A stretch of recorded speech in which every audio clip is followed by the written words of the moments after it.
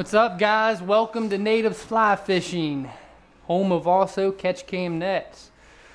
So check it out. We've got all American made products in here, starting with some fly tying material. This squeamish fly, this stuff is awesome. Wait till you guys tie some streamers with this. We've got a whole lot more material coming from Hairline. We're going to be a complete Hairline dealer, along with some other stuff they carry. Cortland line, if you guys haven't used it, it is the best in the industry. From sink line to floating line to Euro nymphing line. We're going to carry a lot of Euro nymphing stuff here. Risen, their hooks are great, their boxes are great, their rods are great, their reels are great. Check out Risen Fly Fishing. We've got our Natives apparel coming in. We've got hats and shirts, and we'll have decals. We've got some awesome reels here, Taylor reels. If you guys haven't heard of them, Taylor reels are awesome. Matt Taylor's a great dude, based out of New Mexico. We've got some more packs here. This is some of the best floating in the industry, high and dry. By far my favorite, especially for brook trout. O-Pro stuff. Man, these third-hand rod holders are a game changer. You can pivot it up so you can keep your rod tip up as you're walking or after you catch a fish. They are fantastic. And then of course some Wingo trout patterns for your dog. Got leashes, got dog collars, and then these right here are my personal favorite, are a new belt with a bottle opener on it. Never know when you need to crack a cold one. And we got some really cool art from a local artist, Don Kidwell, good friend of mine. He's doing some paintings for us here. We're going to have some other products come in here in the next week, so get ready for that. We'll be posting a lot on social media. Come on around back. I'll show you guys the shop. This right here will be eventually more of the fly shop. We're going to renovate it come next year, but for now we've got our tying stuff here for our downtimes. We'll sit here, turn over some bugs when we can, and then we've got our shipping station here. Again, this is just temporary. We're just now getting things set up. This here's the fab shop for the nets. So this is where all the nets are bent. Every single one of them. Doug Matthews has probably dripped gallons and gallons of sweat on this thing right here. Up top here we've got the evolution of catch cams from day one when I duct taped to an old wooden net to each model that I've tried to improve on. This right here is one solid table that I built. This here is my McDonald's cup from lunch. We've got a white background booth here to take all our product shots in. Saved us thousands of dollars. Come on into my favorite room, the editing dojo. This is my little shack. Got some of my personal rods up there. The Mac. Sit and edit some cool fishy films. A big brown that my buddy Mike caught up in New York. It was so cool I just printed it out and then epoxied it. And this is the editing dojo. This is where the money is actually made, right here. And then out back, we'll show you another time when we get that all finished up. But this is Natives Fly Fishing and Catch Cam Nets. This is where we do it all, right here in Fairmont, West Virginia. Hope you guys liked it. Come back again when I get everything in place here in a couple more weeks. Bye for now. So, Natives Fly Fishing. You guys have probably wondered where we've been. It's been over 2 years. We haven't posted. We haven't done anything with it. But we are back, and we have some really cool things in store for you guys. No pun intended. We're sitting here in the new fly shop, the new store here in Fairmont, West Virginia. We're super excited to bring the apparel back. We got some shirts and hats, and our media we're going to bring back.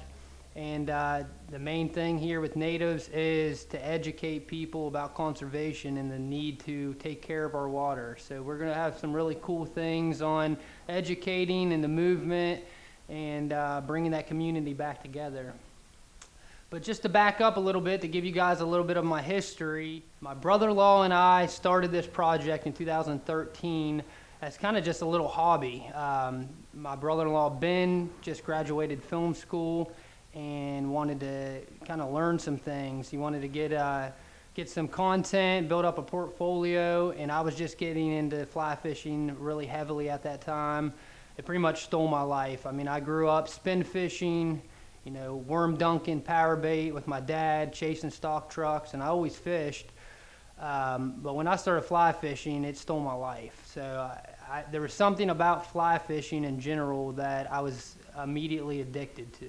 I liked the community of it, the conservation side of it. I don't know, just the elegance and the class of fly fishing, everything about it kind of just stole my life. So Ben started following me around with the camera, and people started loving the content we put out. And we started out as West Virginia natives, more or less just an Instagram page and a way for Ben to get some content. And that kind of grew. So then we went into natives fly fishing, and we grew into other states, and we took the same kind of concept and logo, and we grew into other states with it. And we started doing t-shirts and hats, and we put out some really cool films, and it was doing great. We loved it. But then things just started getting busy. Life got in the way. Ben started getting a lot more work with his production company, and that's kind of when Catch Cams was born, right? So I duct taped a GoPro onto my old wooden net, and I started getting some really cool content with it. So once Catch Cams was born, I was kind of in a dilemma of, you know, what to do, what to pursue. And life, it was hard to juggle three things. I had a construction company. I built some furniture and stuff kind of on the side before that. I was building a timber cabin with a chainsaw. I started doing the nets, and I started pursuing how to build those. And natives kind of just took the back burner. I got married that summer, and you know, life just got in the way, and it was something sad to put natives to the side, but I always knew one day I'd bring it back when time was right. It was awesome pursuing Catch Cams as like a side hustle or a second income thing for me. I'm glad I decided to manufacture here instead of going to China or somewhere else. We've been able to improve the product and just continue to make it better and bring out new models and series and stuff with it. And Catch Cams have been great. So the building we are in, it's pretty cool. It's pretty sentimental. This was my grandpa's place. So my pap had this place back in the 80s. He has a building next door here that he had what they called 4 seasons. He had snowmobiles, 4-wheelers, jet skis, and this up here was his parts store. He pretty much just kept inventory, and after he closed up, it just became like a warehouse for junk. And Pap was a little bit of a hoarder. If you guys would have seen this place about 2 months ago, you couldn't even walk in here. It was stacked to the ceiling of just junk. I mean, he kept 2x4s and pieces of siding from old contracted jobs he did, and just stacks of bills and papers. It was insane. So it took a good 2-3 weeks just to clear this place out. But I begged my pap for this place for years. I told him that I was just planning on renting it out, fixing it up, and having it as a little income property. But as Pap was getting sicker last year, Pap died in October of last year from cancer, and as it was getting closer to the end of his time, I told him I wanted to open up a fly shop here, and he loved that idea. Pap was an avid fisherman. He only went fly fishing one time down to the Elk River, and they talked him into buying a complete Orvis setup, $150 rod and reel and flies, and I can still hear Pap's story telling me how many trout he caught on the sulfur hatch there that day. He loved it. He loved watching Fly Rod Chronicles. He loved everything about fly fishing.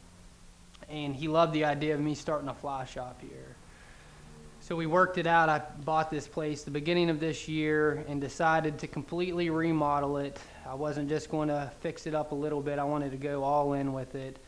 So we gutted the thing. We put a whole new floor system upstairs down, new floor joists, had to fix the foundation spots, a whole new roof, drywall. We had to rewire the whole place, a whole new HVAC system, and it's came together pretty nice. I've been at it pretty much by myself with a little bit of help, and it's been about 3 months now. We're standing here in the fly shop. It's pretty cool to know this was my grandpa's place, and it means even more so that it was. We're just super excited to bring this fly shop to this area. I hope you guys stop by, support us, support locals, or just come in and talk fly fishing with us. We love meeting other people and just telling stories of fish we've caught and become friends. So we'll have a bunch of classes here soon, tying events, and we're going to build this community up. So I hope you guys become a part of it. Thanks.